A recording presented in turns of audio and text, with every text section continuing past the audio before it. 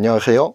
경제를 말하다입니다. 지난 시간에는 파운드리 업계의 최강자인 TSMC의 스와트 분석을 통해서 글로벌 반도체 생산 생태계에 대해서 살펴보는 시간을 가졌었죠. 오늘은 이어서 TSMC의 최대 고객이자 ARM 아키텍처 기반 칩 설계에서 독보적인 기술력과 경쟁력을 갖추고 있는 애플 실리콘에 대해서 알아보는 시간을 갖겠습니다. 애플 실리콘은 설명이 따로 필요하지 않을 만큼 저전력 그리고 고성능을 동시에 구현한 CPU계의 정점으로 평가받아 왔죠. 하지만 지금 이 애플 실리콘도 사상 최대의 도전에 직면하고 있습니다. 그 중심에는 바로 퀄컴의 스냅드래곤 X 엘리트가 있죠.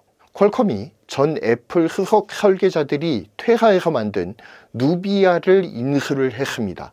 그 누비아의 기술력을 바탕으로 해서 애플 실리콘을 정면으로 겨냥하게 되었죠. 이전에는 없었던 수준의 성능 경쟁이 드디어 시작이 된 것입니다. 그런데 애플 실리콘의 위협이 되는 것은 비단 퀄컴만이 아닙니다. 전통적인 CPU 강자인 인텔과 AMD 또한 ARM 기반 CPU 개발에 뛰어들었다는 루머가 곳곳에서 들리고 있죠.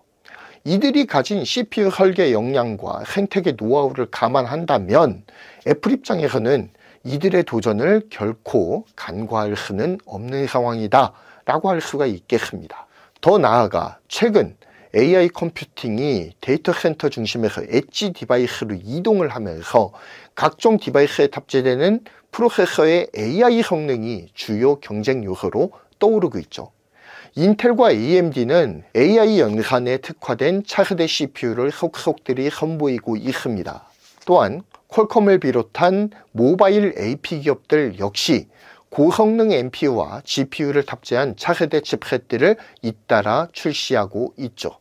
게다가 지금은 중국의 스마트폰 업체들도 자사칩 개발 열풍에 동참하는 분위기입니다. 화웨이는 이전부터 자사의 칩을 내놓았죠. 그리고 이번에 샤오미에서도 프리미엄 칩을 내놓았지 않습니까? 그리고 전통적으로 힘을 못 쓰고 있긴 합니다만 엑시노스도 있고요. 이처럼 애플 실리콘은 전에 없는 다방면에서의 압박을 경험하고 있습니다. 그렇다면 지금 이 시점에서 애플 실리콘의 강점은 무엇이고 약점은 무엇이고 그리고 AI 시대와 함께 다가오는 애플 실리콘의 기회와 위협은 무엇인가를 살핌을 통해서 애플 실리콘을 둘러싸고 있는 환경을 분석해 봐야 될 필요는 있을 것 같습니다. 지금부터 경제를 말하다와 함께 애플 실리콘의 스와트 분석 함께 가시죠. 자, 그럼 애플 실리콘은 어떻게 시작이 되었을까요? 2020년 애플은 인텔과의 독립을 선언하고 그 첫 결과물로 M1 칩을 출시하게 됩니다. M1 칩이 애플 실리콘에서 가지는 의의는 굉장하죠.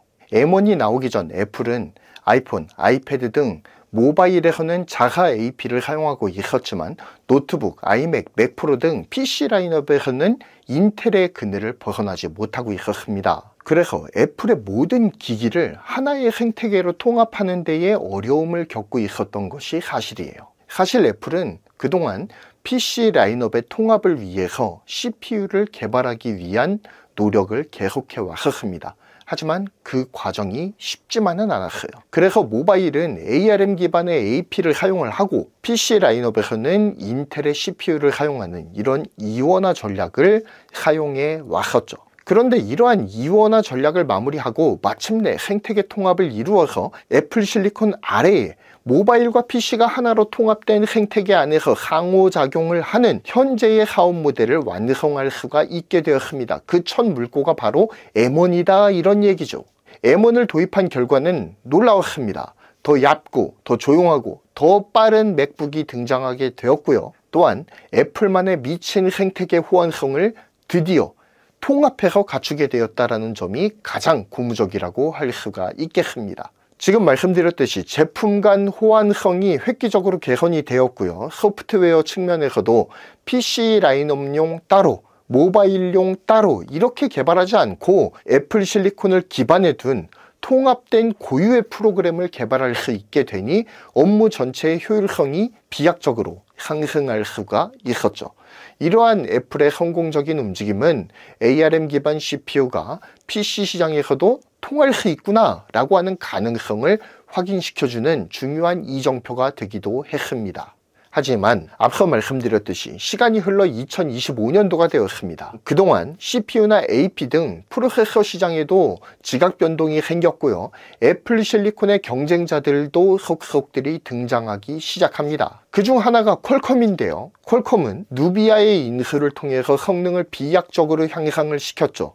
그리고 마이크로소프트도 ARM 기반 윈도우 최적화의 속도를 내고 있는 중입니다. 이렇게 경쟁자들이 등장하는 변화된 시장 환경 속에서도 여전히 애플 실리콘은 넘사벽일까요? 지금부터 스와트 분석을 통해서 애플 실리콘의 전략적 입지를 자세하게 분석해 보겠습니다. 자, 첫 번째는 애플 실리콘의 강점입니다. 애플 실리콘이 주목받는 이유는 단순히 자체 개발 칩이기 때문이 아니에요. 그 안에는 애플이 수년간 쌓아왔던 시스템 설계 역량과 생태계 전략이 응축되어 있기 때문에 강력한 힘을 발휘하게 되는 것입니다. 첫 번째 강점은 애플 실리콘의 성능과 전력 효율의 균형감에 있습니다. ARM 아키텍처 기반의 M 시리즈 칩은 고성능 CPU와 GPU 그리고 뉴럴 엔진을 단일 다이에 통합을 했습니다. 그래서 최소한의 전력으로 최대 성능을 내는 구조를 갖고 있어요. M1 시리즈는 인텔 대비 성능당 전력 소비를 2배 이상 줄이는 데 성공을 했고요. M3는 3나노 공정을 통해 이 격차를 더욱더 벌려놓는 데에 성공을 했습니다. 이러한 차이를 가능하게 해준 것이 바로 TSMC의 SoC 기술력입니다. 기본적으로 애플 실리콘 안에는 여러 기능을 하는 여러 반도체들이 마치 레고 블럭을 조립하듯 조립이 되어 있습니다. 애플 실리콘에는 기본적으로 CPU 코어 다이와 연산 데이터를 제공하는 메모리 다이가 통합되어 있어요. 그래픽 연산을 돕는 CPU 블럭과 인공지능 연산을 돕는 NPU 블럭 또한 통합되어 있죠. 한 칩 안에 다 들어가 있는 겁니다. 이 모든 기능들은 TSMC의 2종 블록 접합 기술력에 의해서 한 칩셋 안에 효과적으로 통합이 되어 있기 때문에 가능한 일입니다. 사실 애플 실리콘의 혁신은 TSMC의 공정 기술력으로부터 출발했다고 보아도 과언은 아닙니다. 이로 인해 애플 실리콘을 사용하는 맥북은 쿨링팬이 없어도 고성능을 낼 수 있게 되었고요. 휴대성과 성능의 딜레마를 한 번에 해결하는 쾌거를 이루기도 했습니다. 두 번째는 애플 특유의 하드웨어, 소프트웨어의 통합 능력에 있습니다. 애플은 맥OS, 아이패드OS, iOS 등 운영체계와 직접 설계한 애플 실리콘을 결합해서 앱 실행 속도, 부팅 시간, 배터리 효율 등에서도 독보적인 경험을 제공하고 있습니다. 이건 단순한 칩의 성능 문제가 아니라 사용자 경험 전체의 최적화가 놀랄 만큼 잘 되어 있다. 그래서 애플을 뭐라고 부릅니까? 변태라고 부르잖아요. 기술 변태가 바로 애플 실리콘의 주된 정체성이다. 이렇게 설명할 수도 있겠습니다. 만약 애플이 종전처럼 자사 AP, 인텔 CPU 이렇게 이원 체제로 갔다면 하드웨어 소프트웨어 통합이 그렇게 녹록지 않았을 거예요. 애플은 이원화 시기에 이 문제를 해결하기 위해서 에뮬레이터 등을 활용하기도 했고요. 또 여러 통합 시도를 했지만 그렇게 쉽지 않았던 것이 사실입니다. 애시당초 아키텍처 특성 자체가 맞지 않으니 소프트웨어 통합이 불가능에 가까웠기 때문입니다. 그러나 M1 칩을 시작으로 애플 실리콘을 출범하면서부터는 모바일과 PC가 하드웨어 통합을 이루면서 원활한 소프트웨어 통합을 이루게 되었고요. 애플 모바일의 강력한 호환성이 이젠 PC까지도 아우르게 되면서 거대한 애플 제국을 이루는 초석이 되었습니다. 그것이 바로 애플 실리콘의 강점이자 의의라고 할 수 있어요.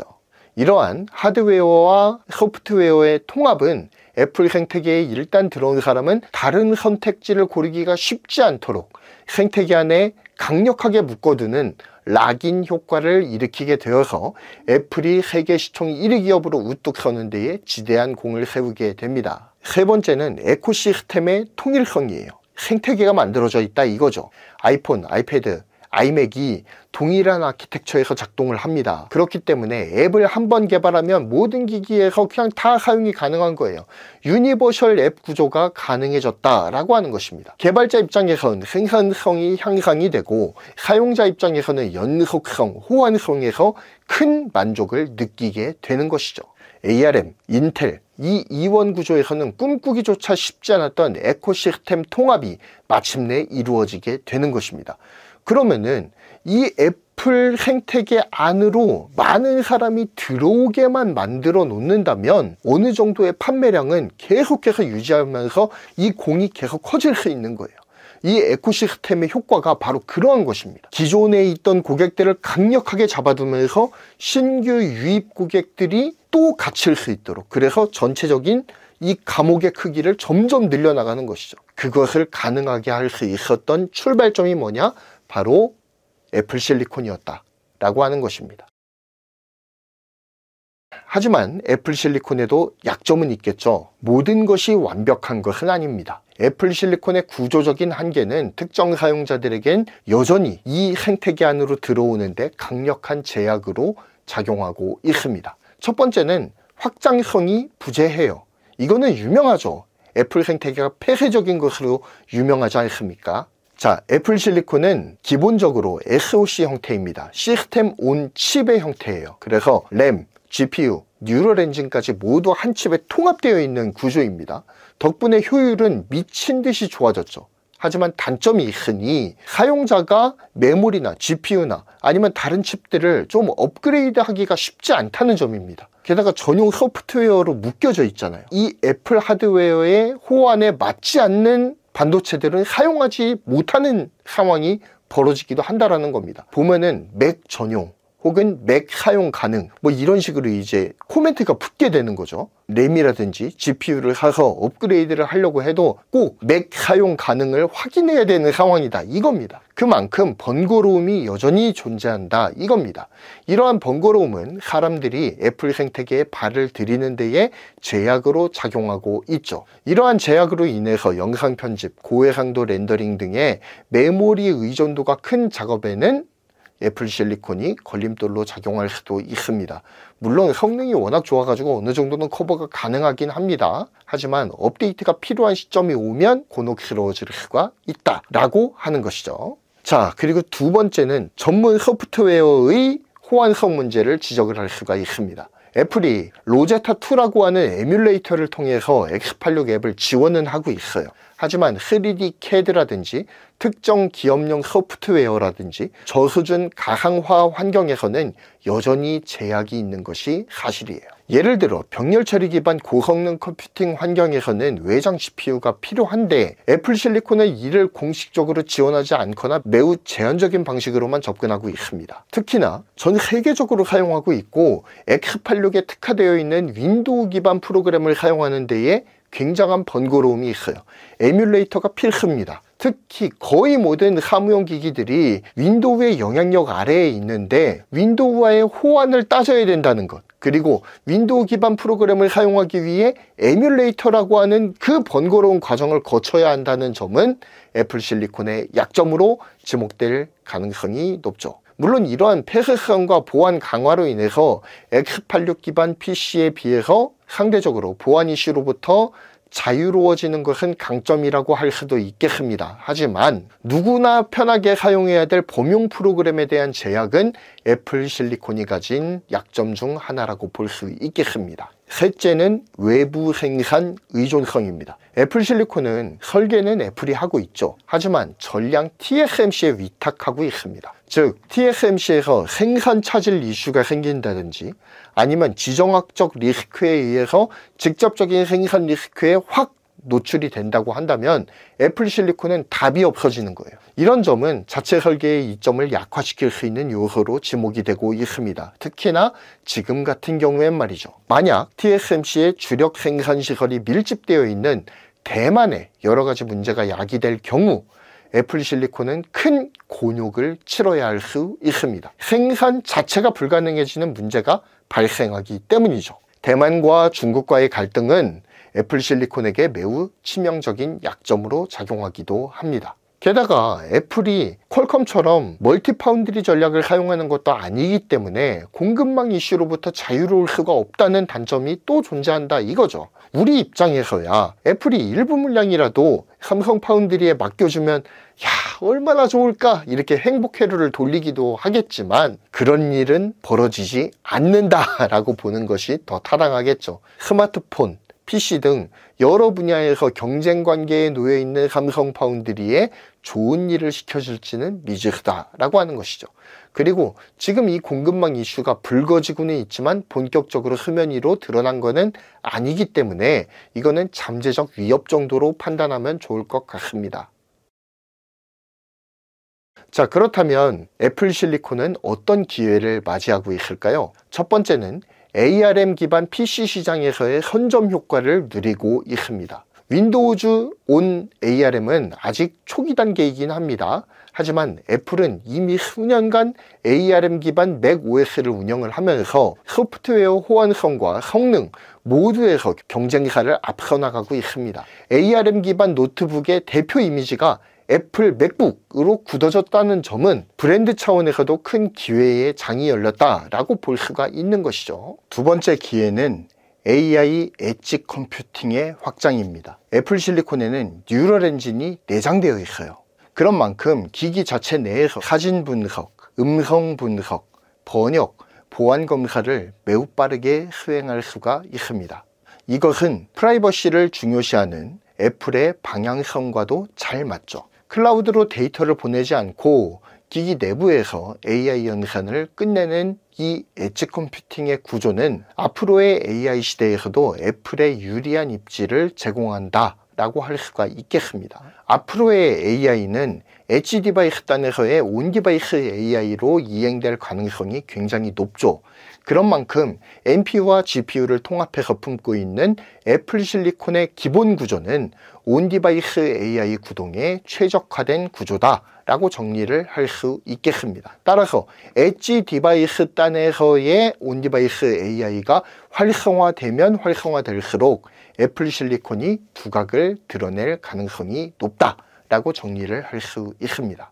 세 번째는 차세대 제품군으로의 확장성입니다. 애플 비전 프로, 애플 워치, 에어팟 프로 등 웨어러블 및 XR 기기 등 차세대 제품군으로 이 애플 실리콘이 확장하는 데에 유용합니다. 애플 실리콘은 단지 맥북에만 쓰이는 칩이 아닙니다. 애플 생태계 전반을 관통하는 기술 플랫폼으로서 작용할 수가 있습니다. 기회가 있다면 위협도 있겠죠. 하지만 시장은 애플만을 위해서 존재하지 않죠. 애플 실리콘이 직면한 도전은 점점 더 현실화되어 가고 있습니다. 첫 번째는 경쟁사 기술의 빠른 추격에 있습니다. 위협을 받고 있죠. 퀄컴은 지난 2021년에 전직 애플 실리콘 수석 설계자들이 만든 누비아를 인수합니다. 이후 퀄컴은 발빠르게 최근 스냅드래곤 X 엘리트라고 하는 이름의 모바일과 PC를 아우르는 칩셋을 출시했죠. 이는 ARM 기반 윈도우 노트북에서 애플 M 시리즈와 비슷하거나 일부 영역에서는 앞서는 성능을 보여주고 있습니다. 대단하죠? 과거엔 애플만 가능했던 기술이 이제는 언제든 따라잡을 수 있는 기술로 바뀌고 있다라고 하는 것이 중요합니다. 둘째, 이거는 약점이자 위기인데요. TSMC에 대한 과도한 생산 의존에도 약점이라고 볼 수가 있습니다. TSMC가 대만에 위치해 있다는 이 지정학적 리스크는 중국, 대만 간의 긴장 고조, 미국의 제재 정책, 그리고 기후재해 등의 변수에 직접적으로 노출될 가능성이 높다라고 하는 것이죠. TSMC의 생산이 묶여 있다라고 하는 것은 곧 애플 실리콘 전체 라인업이 일시 정지될 위험성도 배제할 수가 없다 라고 하는 것입니다. 그래서 TSMC도 대만 내의 반도체 생산이라고 하는 오랫동안 고수해왔던 원칙을 저버리고 글로벌 팹 전략으로 선회하게 된 것이기도 하죠. 그리고 그 첫 포문을 어디서 열었습니까? 일본 구마모토 팹에서 열었고요. 그리고 두 번째 포문은 어디서 열었습니까? 미국 애리조나에서 열게 되는 것입니다. 물론 지금 인력 수급난으로 인해서 공장 운영에 어려움을 겪고는 있지만 이 문제를 해결해낼 수 있다면 어느 정도 이 생산 위험성을 상회할 수는 있겠지만 이 대만 내에 주력 생산 시설이 모여 있는 만큼 이게 좀 부담이기는 해요. 세 번째, 전문가 시장에서의 불만이 쌓이고 있습니다. 일부 영상 전문가나 과학 연구자들은 애플 실리콘이 확장성과 고성능 연산 측면에서는 여전히 부족하다고 느끼고 있습니다. 특히 애플 실리콘 맥 프로가 기존 인텔 기반 맥 프로보다 오히려 성능이 줄어들었다는 평가도 있죠. 애플이 전문가 시장을 계속 끌어안기 위해선 단순한 소비자 경험 만족을 넘어선 설계가 필요하다라고 하는 지적이 계속돼서 이어지는 이유일 것입니다. 자, 그렇다면 앞으로 애플은 어떤 전략을 취해야 할까요? 경제를 말하다에서 제언하는 것은 세 가지입니다. 첫 번째, 고성능 모델에서의 확장성 확보가 관건이다 라는 생각이 듭니다. 특히 프로용 기기에서는 모듈형 구조라든지 외장 GPU 지원 등 하드웨어의 유연성이 필요합니다. 애플 실리콘의 단점이던 업그레이드 불가능 구조라든지 업그레이드 제한적인 그런 구조를 일부 보완함을 통해서 확장 가능한 애플 실리콘이라고 하는 새로운 설계 철학이 요구되고 있는 시점입니다. 아니면 메모리나 GPU 등 외장 반도체 탑재가 용이하도록 추가 슬롯들을 다수 배치하는 방법들도 있겠죠. 애플은 자사몰에서 메모리 확장 옵션이나 외장 GPU 옵션 등을 제공하고는 있습니다. 하지만 이 추가 옵션을 선택을 하면 두려워지죠. 내 지갑이 녹아내리는 경험을 하게 된다라는 단점이 있습니다. 이는 고객들의 눈살을 찌푸리게 만드는 또 하나의 계기를 제공하게 된다라는 것이죠. 업그레이드를 조금만 유연하고 용이하게 해준다라고 한다면 더 많은 고객이 애플로 유입되지 않을까요? 전 그렇게 생각하는데 여러분의 생각은 어떠실지 궁금합니다. 두 번째는 생산 다변화 전략입니다. TSMC가 세계 최고의 파운드리임은 분명하죠. 하지만 위험을 분산시키기 위해서 삼성이나 인텔 파운드리와 같은 첨단 패키징과 첨단 제조가 가능한 파운드리와의 일부 협력도 전략적으로는 고려할 필요는 있겠습니다. 하지만 이미 등을 돌린 인텔이나 시장에서 경쟁 중인 삼성과 쉽사리 손을 잡을 리는 만무하겠죠. 그래도 고려는 해볼 수 있는 거니까요. 그리고 우리도 희망회로는 돌릴 수 있는 거니까요. 특히 이러한 멀티파운드리 전략은 미국 내 생산 확대를 위한 TSMC 애리조나 공장이 가동되기 전까지는 더욱더 필요한 전략이라고 보여지긴 합니다. 애플이 그것을 선택할지는 미지수죠. 세 번째, AI 통합 전략의 구체화입니다. 뉴럴 엔진을 단지 하드웨어 스펙이 아니라 생산성 앱, 운영체제 기능, 시리, 비디오 편집, 보안 등 모든 영역에서 AI 중심 UX로 확장하는 전략이 필요합니다. 애플이 진정한 AI 퍼스트 컴퓨팅 기업으로 진화할 수 있는 방향성을 잡아주는 것이 중요합니다. 그리고 여기에 애플 실리콘의 역할이 중요합니다. 영상을 마무리하겠습니다. 애플 실리콘은 과거 인텔 중심의 맥에 비해서 놀라운 성능 혁신을 이뤄냈습니다. 하지만 시간이 지날수록 경쟁은 더욱더 치열해지고 시장의 요구는 더욱더 다양해지고 있습니다. 이제는 기술 혁신 그 이후에 전략적인 판단이 중요해지는 시점입니다. 애플이 애플 실리콘을 단지 좋은 칩이 아니라 생태계 전체의 엔진으로 어떻게 확장해 나갈지가 미래 10년을 좌우하게 되지 않을까요? 이상 모든 영상을 마무리하겠습니다. 감사합니다. 경제를 말하다였고요. 구독, 좋아요, 알림 설정 부탁드리겠습니다. 감사합니다. 어려운 반도체 이슈 쉽게 풀어드리는 경제를 말하다와 함께 반도체를 알아가요.